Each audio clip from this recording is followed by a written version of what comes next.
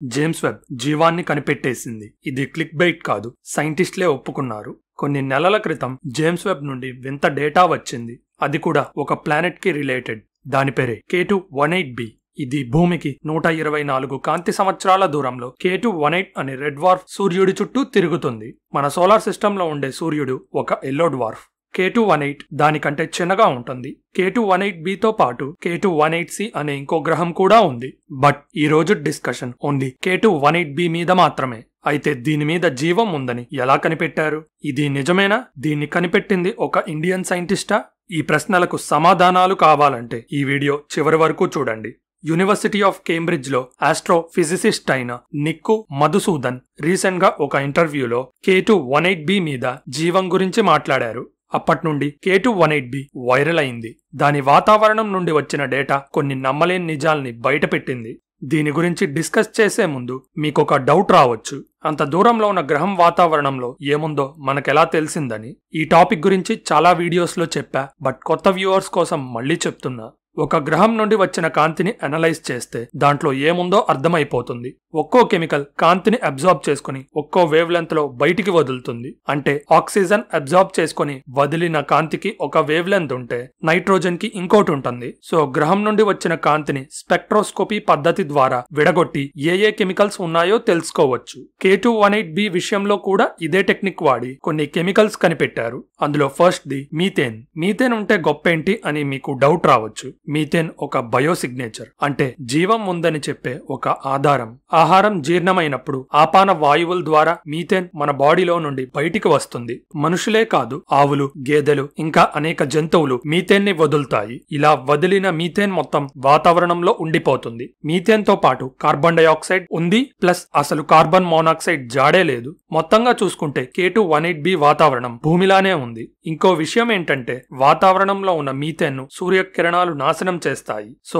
జీవం లేని గ్రహం మీద పొరపాటున వేరే కెమికల్ ప్రాసెస్ వల్ల మీథేన్ పుట్టిన సూర్యకిరణాల వల్ల 2 లేదా 3 సంవత్సరాల్లో మాయమైపోతుంది. బట్ K2-18bలో అలా జరగడం లేదు. కంటిన్యూస్ గా మీథేన్ వాతావరణంలో ఉంటుంది. సో జీవం ఉన్నట్టు 100% కన్ఫర్మ్ అయిపోయినట్టేనా? తొందరపడకండి. ఈ మధ్యనే సైంటిస్టులు మార్స్ మీద కూడా మీథేన్ ని కనిపెట్టారు. బట్ అది సీజన్స్ బట్టి మారుతుంది. అయితే చాలా మంది సైంటిస్టులు మార్స్ లోపల ఉండే బ్యాక్టీరియా వల్ల ఈ మీథేన్ గ్యాస్ వచ్చింది అనుకున్నారు. ఇక్కడే కాదు, సాటర్న్ చంద్రుడైన టైటన్ మీద కూడా మీథేన్ వాయువుల్ని పీరియాడిక్ గా వాతావరణంలో గుర్తించారు. అయితే రీసెంట్ స్టడీస్ ప్రకారం ఈ మీథేన్ రాళ్ల నుండి బయటికి వస్తుంది అని తేలింది. సీజనల్ చేంజెస్ వల్ల కొన్నిసార్లు రాళ్లు ఎక్కువగా మీథేన్ ను వదులుతాయి. మార్స్ మీద అయితే సర్పెంటినైజేషన్ అనే పద్ధతి ద్వారా మీథేన్ పుడుతుంది. దీంట్లో అసలు జీవం ఇన్వాల్వ్మెంటే ఉండదు. మధ్యలో ఈ సర్పెంటినైజేషన్ అంటే ఏంటి?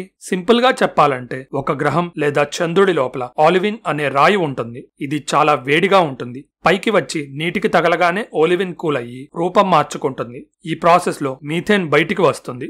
సో ఒక్క మీథేన్ ఉంటే జీవం ఉంది అని కన్ఫర్మ్ చేయలేము. ఇక్కడ ఏదో మిస్ అవుతుంది. ఎస్, ఇప్పుడే గుర్తొచ్చింది, డైమిథైల్ సల్ఫైడ్. హలో ఫ్రెండ్స్, మీరింకా ఇలాంటి ఇంట్రెస్టింగ్ వీడియోస్ చూడాలంటే ఛానల్ సబ్స్క్రైబ్ బటన్ నొక్కి బెల్ ఐకాన్ క్లిక్ చేయండి. డైమిథైల్ సల్ఫైడ్ ఒక విషపూరిత గ్యాసే. బట్ భూమి మీద జీవం మాత్రమే దీన్ని ప్రొడ్యూస్ చేస్తుంది. అయితే మీథేన్ లా మనుషులో లేక ఆవులో డైమిథైల్ సల్ఫైడ్ ని ప్రొడ్యూస్ చేయవు. సముద్రాల నీటి పై లేయర్స్ లో గ్రీన్ కలర్ పదార్థం తేలుతూ ఉంటుంది.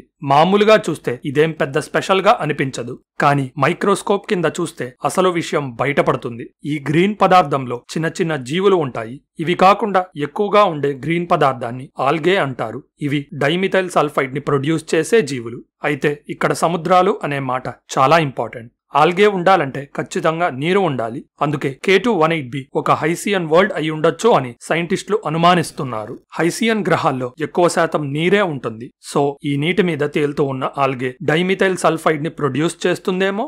బట్ K2-18b ఒక హైసియన్ వరల్డ్ అయి ఉండొచ్చు అనేది థియరీ మాత్రమే. కన్ఫర్మ్ చేసుకోవడానికి ఇంకా రీసెర్చ్ చేయాల్సిన అవసరం ఉంది. పాత రాతి గ్రహాల మీద ఇప్పటికే జీవం పుట్టుండొచ్చు. దానికి ఎగ్జాంపుల్ మన భూమే. ఇలాంటి గ్రహాల మీద కాంప్లెక్స్ జీవం డెవలప్ అవ్వడం వల్ల వాతావరణంలో మీథేన్ పేరుకుపోవచ్చు. బట్ K218b ఒక హైసియన్ వరల్డ్ కాకుండా రాతి గ్రహం అయ్యుండొచ్చా? ఇది కూడా కరెక్ట్ గా చెప్పలేము. అయితే K218b మీద డైమిథైల్ సల్ఫైడ్ ని కనిపెట్టింది ఇప్పుడు కాదు, 2023లోనే. కానీ అప్పుడు వచ్చిన వాల్యూ చాలా తక్కువ.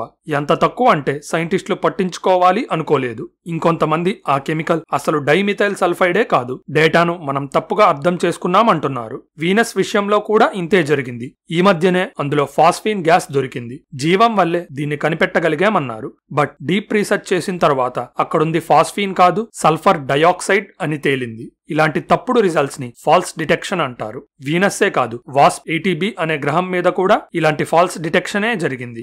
కాకపోతే దీని కేసులో ఫాస్ఫీన్ కాకుండా మీథేన్ ని తప్పుగా గుర్తించారు. అయితే WASP-80b K218b లా కాకుండా ఒక గ్యాస్ జైంట్ అంటే జూపిటర్ అండ్ సాటర్న్ లా మొత్తం వాయువులతో నిండి ఉంటుంది. మీథేనే కాదు, ఇక్కడ నీరు ఉందని రిజల్ట్స్ చెప్పాయి. బట్ రాతి గ్రహం కానప్పుడు నీరు ఎక్కడి నుండి వచ్చిందంటారు? రాతి గ్రహం కానందువల్ల సర్పెంటినైజేషన్ ప్రాసెస్ వల్ల మీథేన్ ని ఎక్స్ప్లెయిన్ చేయలేము. గ్యాస్ జైంట్ అయినందువల్ల నీరు లిక్విడ్ రూపంలో ఉండదు. అయితే WASP-80b అండ్ K218b మీద ఒకే కెమికల్స్ గుర్తించబడ్డాయి. డైమిథైల్ సల్ఫైడ్ లేదు, బట్ నీరు అండ్ మీథేన్ మాత్రం సిమిలర్ అమౌంట్స్ లో ఉన్నాయి. WASP-80b ఒక సూపర్ ఎర్త్ లా ఉన్న వాయువులు ఎక్కువగా ఉండటం వల్ల అదొక మినీ నెప్ట్యూన్ లా ఉంటుంది. ఇది భూమి మాస్ కంటే 8.6 రెట్లు ఎక్కువగా ఉంటుంది. కానీ రాతి గ్రహాల్లా కాకుండా నీరు పైకి కనబడదు. లోపల ఏదైనా నేల ఉంటే అక్కడ నీరు ఉండొచ్చు. అయితే ఈ కెమికల్స్ ఉన్నాయని 100% ప్రూవ్ అవ్వలేదు. జేమ్స్ వెబ్ టెలిస్కోప్ నుండి వచ్చిన డేటాను చూసి ఈ కెమికల్స్ ఉండొచ్చు అని సైంటిస్టులు అంచనా వేశారు. జీవం ఒక్కటే కాదు, K218b డేటాను ఇంకో ఫినామినా ఎక్స్ప్లెయిన్ చేయగలదు. బట్ అది జీవంతో సంబంధం లేదు. ఆ ఫినామినానే లావా. ఇదొక్కటే కాదు, కొన్ని జేమ్స్ వెబ్ అబ్జర్వేషన్స్ ద్వారా నాసా కొన్ని యాక్యురేట్ సిమ్యులేషన్స్ రన్ చేసింది. ఈ సిమ్యులేషన్స్ ద్వారా కొన్ని ప్లానెట్స్ ఫోటోకెమిస్ట్రీ ఎలా ఉంటుందో అంచనా వేయొచ్చు. అంటే సూర్యుడి నుండి వచ్చే కిరణాలు గ్రహం వాతావరణంలో ఎలాంటి కెమికల్ రియాక్షన్స్ పుట్టిస్తుందో చెప్పడం. ఇలాంటి సిమ్యులేషన్స్ తో మనం 2 సినారియోస్ ని డిస్కస్ చేయొచ్చు. అందులో ముఖ్యమైంది హీటెడ్ ఓషన్ మోడల్. అంటే ఒక గ్రహం హైసియన్ వరల్డ్ అయ్యి సముద్రాలు చాలా వేడిగా ఉండి గ్రహం మొత్తం హైడ్రోజన్ తో నిండుంటే అందులో అసలు జీవం ఉండదు. ఇంత వేడిగా ఉండి మీథేన్ లేకపోతే జీవం ఉండదు అని అనుకోవాలి. బట్ ఎసిటోట్రోఫిక్ మెథనోజెన్స్ అనే జీవులు ఉంటే కథ వేరుగా ఉంటుంది. డిఫరెంట్ కెమికల్ రియాక్షన్స్ ద్వారా బతికే ఈ బ్యాక్టీరియా మీథేన్ ని ప్రొడ్యూస్ చేయగలవు. కానీ WASP-80b మీద ఇలాంటి జీవులు ఉన్నాయా లేదా అనే విషయాన్ని కనిపెట్టలేము. ఎందుకంటే ఇంత దూరం నుండి జేమ్స్ వెబ్ కూడా డైరెక్ట్ గా చూడలేదు. కెమికల్స్ ద్వారా మాత్రమే ఒక గ్రహంలో ఏముందో కనిపెట్టగలం.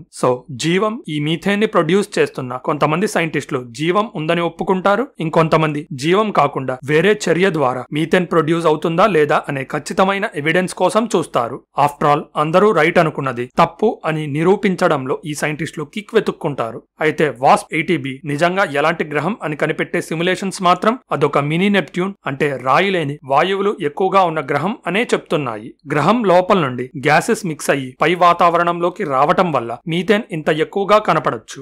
దీనికి ఎవిడెన్స్ కూడా ఉంది. యురేనస్ మరియు నెప్ట్యూన్ వాతావరణంలో కూడా మనం మీథేన్ ని గుర్తించొచ్చు. ఇదంతా విన్న తర్వాత మనకి మొత్తం తెలిసిపోయింది అనుకుంటే ఆ థింకింగ్ కరెక్ట్ కాదు. ఇదంతా లాస్ట్ 40 నుండి 50 సంవత్సరాల్లో చేసిన రీసెర్చ్ నుండి మాత్రమే చెప్పగలుగుతున్నాము. అంటే మనం కనిపెట్టినంత వరకే తెలుసుకోగలుగుతున్నాము. కనిపెట్టలేంది అసలు ఉంది అని అర్థం చేసుకోవడం కష్టమే కదా. ఇలాంటి ఇంట్రెస్టింగ్ స్పేస్ ఫ్యాక్ట్స్ గురించి తెలుసుకోవాలంటే మన ఛానల్ సబ్స్క్రైబ్ బటన్ నొక్కి బెల్ ఐకాన్ క్లిక్ చేయండి. ఈ ఇన్ఫర్మేషన్ అందరికీ రీచ్ అవ్వాలంటే వీడియో లైక్ చేయడం మర్చిపోకండి. మీ సపోర్ట్ వల్లే ఈ ఛానల్ ముందుకు కదులుతుంది. So thank you for watching. This is your phantom signing off. See you in the next one.